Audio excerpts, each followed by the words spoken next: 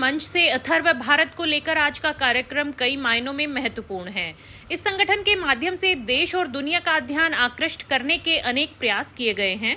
Bharatiya Janata party के पूर्व राष्ट्रीय उपाध्यक्ष और वर्तमान में समिट इंडिया के अध्यक्ष श्याम जाजू की अध्यक्षता में अथर्व भारत 2024 के कार्यक्रम में दो महत्वपूर्ण घोषणाएं की गई, जिसमें केंद्रीय सड़क परिवहन व कॉरपोरेट राज्य मंत्री हर्ष मल्होत्रा सहित कई गणमान्य लोगों की उपस्थिति में विश्व भर में 100 से अधिक मंदिरों का निर्माण श्री राम जन्मभूमि न्यास के कार्यकारी अध्यक्ष डॉक्टर रामविलास वेदांती जी के नेतृत्व में किया जाएगा।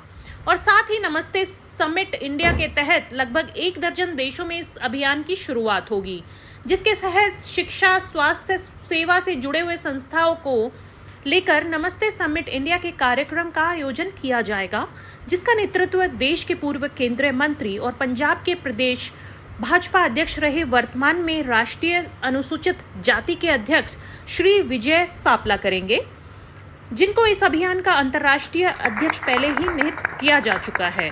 और यह समिट इंडिया के द्वारा लगातार किए जा रहे हैं और इस महत्वपूर्ण पहल में अंतर्राष्ट्रीय पहल पहली बार हो रही है। अभी हाल में एक प्रतिनिधि मंडल वियतनाम से होकर लौटा है और वियतनाम में हुई आपसी समझौते से भी एक मसौदा कार्यक्रम में रखा गया है और जल्द ही समिट इंडिया एक शिवालय अधिकृत करके एक दर्शनीय स्थल के रूप में विकसित किया जाएगा। इसकी जानकारी देते हुए संगठन के महासचिव श्री महेश वर्मा जी ने बताया, शिक्षण संस्थानों में नई शिक्षा नीति लागू कराने में 1 लाख से अधिक शिक्षा योद्धाओं ने काम किया है।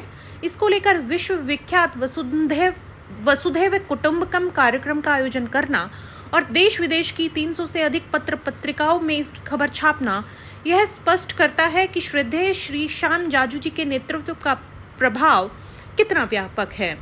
आत्मनिर्भर भारत जैसे कार्यक्रम के माध्यम से भारत की आर्थिक संप्रभुता को सार्थक तरीके से पूरे देश में प्रस्तुत करना समाज को संबल प्रदान करने जैसा कार्य है। इंडिया का ये एक प्रयास है।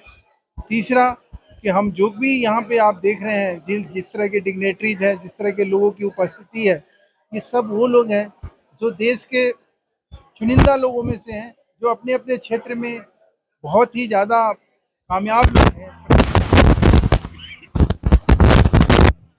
उनकी प्रतिष्ठा जो है कहीं न कहीं इस देश को एक नई दिशा दिया है, एक नया जोश दिया है, एक नया उमंग दिया है। आने वाली पीढ़ी जो है उसको जान के कहीं ज़्यादा उत्साहित हो, ज़्यादा उस दिशा में काम करने की कोशिश करे। इससे देश का भला होगा, समाज का भला होगा, हम सबका भला होगा। चौथी बात कि हम पूरे विश्व में लगभग 100 से ज़्यादा मंदिरों का निर्माण करने जा रहे हैं।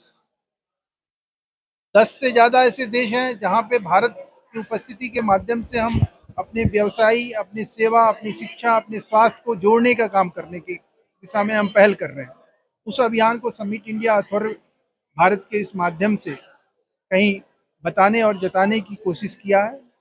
इसी संकल्पना के साथ और इसी सोच के साथ हमने इस कार्यक्रम को आयोजन किया था और आगे भी जो है हम करगिल को लेकर 25 साल करगिल का हो रहा है, उसका हम रजत जयंती मनाने जा रहे हैं। उसमें 3500 किलोमीटर की एक यात्रा शुरू करने जा रहे हैं।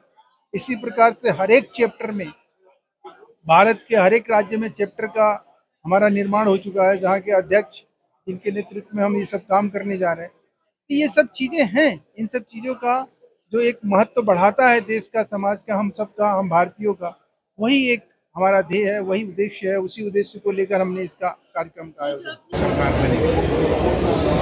श्री राम जन्मभूमि के दिन और इस समय भी यदि वह आंदोलन न होता तो वर्तमान जो भारत की स्थिति है ऐसी नहीं दिखाई देती। इसलिए हिंदुत्व के स्वाभिमान उजागर करने के लिए विश्व परिसर में राष्ट्रीय सेवा संघ ने तो भारतीय जनता पार्टी ने काम किया और उसी का परिणाम यह है मोदी जी 2014 में बहुमत से भाजपा के द्वितीय प्रधानमंत्री बने अटल बिहारी वाजपेयी के बाद और उन्होंने जो घोषणा किया सबका साथ सबका विकास। My name is Buddha Chandrasekhar. I am a Chief Coordinating Officer for AACTE and CEO Anuvadhini. So today we are having the Satarva Bharat program, which means the educational India, forward India, future India. So basically, the thought process about this event is to make sure that what all kind of future plans to make India as a Vishwaguru, at the same time to make India as a skill capital of the world, as well as the knowledge capital of the world, and have resources like students as well as the learners ready for the industries as well as for the service sector. So this is a wonderful event. Along with that, we have met so many people here with the various sectors and domains, and shared the knowledge and had a very good network. And at the same time, we have emphasized on language, because the language became a barrier in our country. So we have created a tool called Anuvadani Artificial Intelligence tool. It's a Make in India tool, which basically removes the barrier of any language. So example, I'm speaking in English, so you can listen the same thing in real time in any Indian language or a foreign language. At the same time, it has a capability of accepting various dialects also of English.